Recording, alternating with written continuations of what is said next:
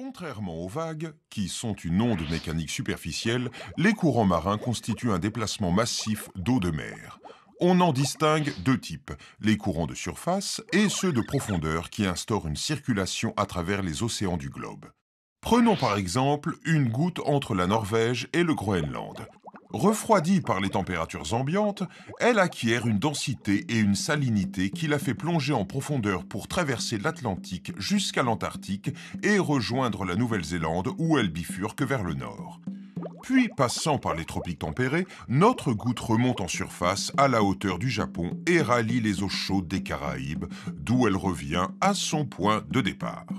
Les autres courants, dits de surface, ont pour origine vents et marées. Plus localisés, ils sont aussi plus forts. Dans le détroit norvégien de Saltstraumen, par exemple, ils atteignent 40 km/h. Dans tous les cas, les volumes d'eau impliqués sont énormes. Rien que le Gulf Stream déplace 150 fois plus d'eau que tous les fleuves du monde réunis.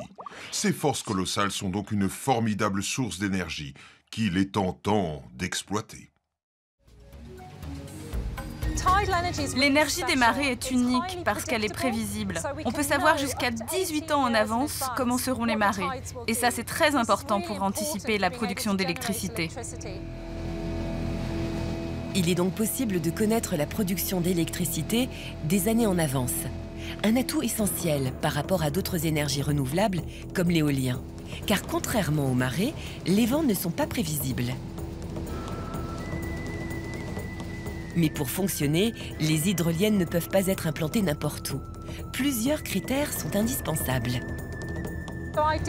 Dans l'idéal, il faut une profondeur de 40 à 80 mètres, où il y a de forts courants, qui font environ 7 km/h. Ce qui est intéressant ici à l'EMEC, c'est qu'on a des courants très rapides, qui vont jusqu'à 16 km/h.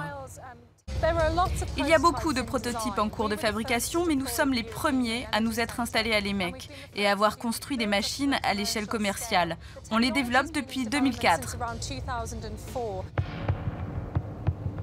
Ici, il s'agit du 7e prototype d'hydrolienne du groupe testé dans ces eaux britanniques. C'est une turbine de 6 mètres avec une puissance de 250 kW. Elle produit actuellement de l'électricité qui est transportée grâce à des câbles sous l'eau jusqu'à la côte. Mais comment cette hydrolienne transforme-t-elle les courants en électricité?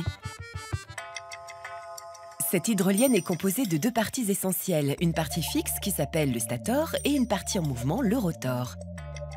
C'est sur ce rotor que sont fixées les pales. Mais surtout, sur ce rotor sont installés des aimants. Sur le stator, des bobines de cuivre. Dans l'eau, les courants actionnent les pales et font tourner le rotor. Entre le cuivre et les aimants, une variation de champ magnétique a lieu, entraînant un mouvement d'électrons. L'électricité est créée. Mais le point noir de l'hydrolien, c'est son coût.